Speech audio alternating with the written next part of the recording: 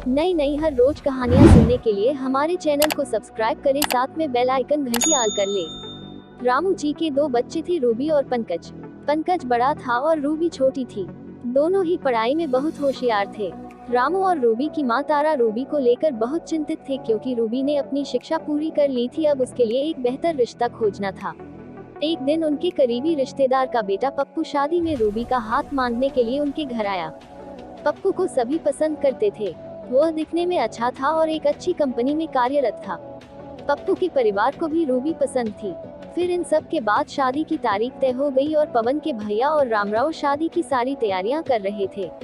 क्योंकि शादी नजदीक थी, सारी तैयारियां हो गई, शादी का दिन भी आ गया। पवन रूबी का हाथ पकड़कर मंडप में ले आया। रूबी सुंदर गुड़िया सी दिख रही थी। सुंदर नाक, आंखें, रंग गोरा, लंबी लंबी चोटी। रूबी देखने में बेहद खूबसूरत थी। पंकज रूबी को मंडप में ले आया और पंडित ने रूबी को कन्यादान के लिए हाथ आगे करने को कहा और उसका हाथ कांपने लगा। जिस पिता ने इस हाथ को पकड़कर दुनिया में चलना सिखाया, वही आज उसका हाथ किसी और पुरुष के हाथ में देने जा रहे थे। अपनी उस बेटी के बिना अपना बाकी का जीवन बिताना, ये विचार ही उनके लिए काफी कष्टदायक था। पिता ने उसका हाथ पकड़ लिया और उसके होने वाले पति ने नीचे से उसके हाथ को सहारा दिया। कन्यादान की रस्म शुरू हुई। हाथों से पानी की एक एक बूंद गिरने के साथ पिता की आंखों से भी बूंद बूंद आंसू गिर रहे थे। अपने कलेजे का टुकड़ा दान करते समय क्या अवस्था होती है, तब वह रामू ने जाना। वह रस्म खत्म हुई। पंडित जी ने तारा और रामू के हाथ में देव से भरा पर्दा दिया। उनके सामने बेटी और उसका पूरा ससुराल परिवार बैठाया और पंडित जी ने कहा, आज से आपकी बेटी उनकी हो गई। उनसे कहो कि उसका अच्छे से ध्यान रखें। रूबी अपने मायके वालों के लिए एकदम पराई हो गई। उसकी आंखों में आंसू भर आए। रूबी को 2 दिन की ट्रिप पर भी भेजना माँ के लिए कितना मुश्किल होता था, और अब उसको हमेशा के लिए दूसरे के घर भेज दिया जाए और उसके अपने ही घर का मेहमान बना दिया जाए, यह बात अब माँ को समझ आ रही थी।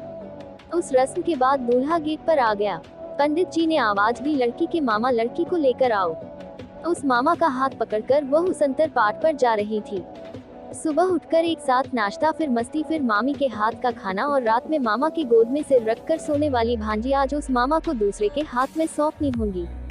ये सोचकर उसने अपने हाथ कस लिया और मंगलाष्टक प्रारंभ हो गए।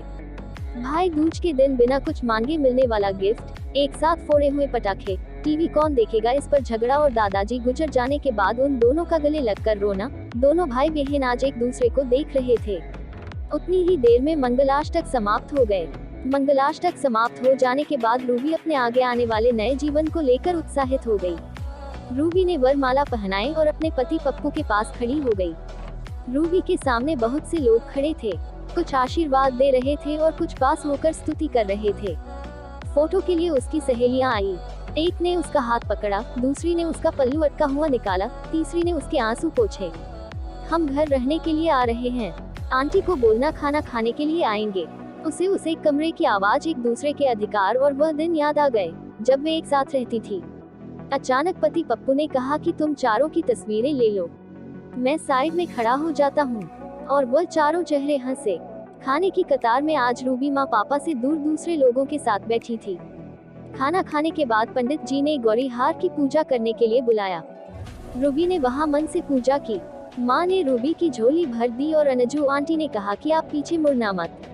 रूबी अचानक चौंक गई। वह आगे बढ़ने लगी। इतने सालों से बच्चे की तरह पाले हुए उस चाचा का बांध टूट गया।